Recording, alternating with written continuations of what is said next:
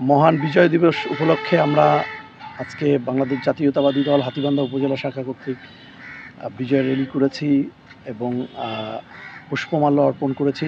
আজকের এই বিজয় দিবস প্রাক্কালে হাতীবান্ধার এবং পাটগ্রামের সর্বস্তরের মেহনতি জনগণকে বিজয়ের শুভেচ্ছা জানাচ্ছি। সবাইকে আসসালামু আলাইকুম ও রহমতুল্লাহি ওয়া বারাকাতুহু।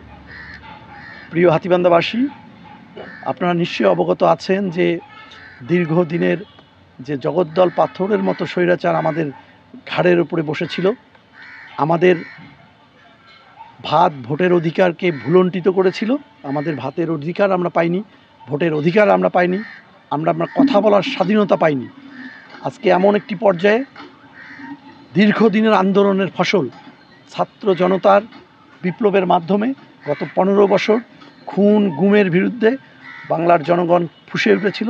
তার পরিণতিতে গত 5ই আগস্ট আমরা এই স্বৈরাচারিণী শেখ হাসিনাকে ক্ষমতাচ্যুত করতে পেরেছি এমন একটি পর্যায়ে যে তাকে দেশ থেকে পালাতে বাধ্য হয়েছে। সে পালিয়ে গিয়েছে।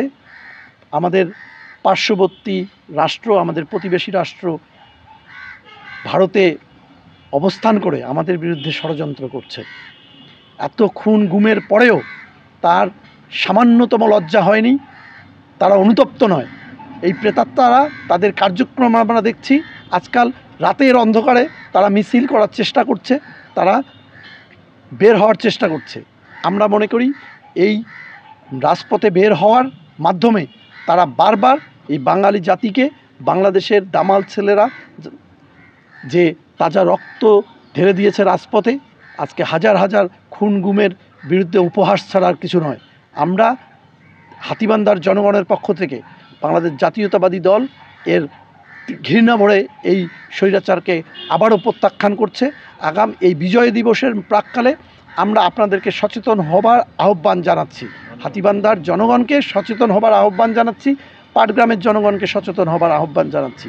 পাশাপাশি আমি যেহেতু হাতীবান্ধার সন্তান, এই মাটিতে আমার জন্ম, এই মাটিতে আমার বেড়ে ওঠা, শহীদ রাষ্ট্রপতির আদর্শকে ধারণ করে আমরা হাতীবান্ধার জনগণকে সংগঠিত করব।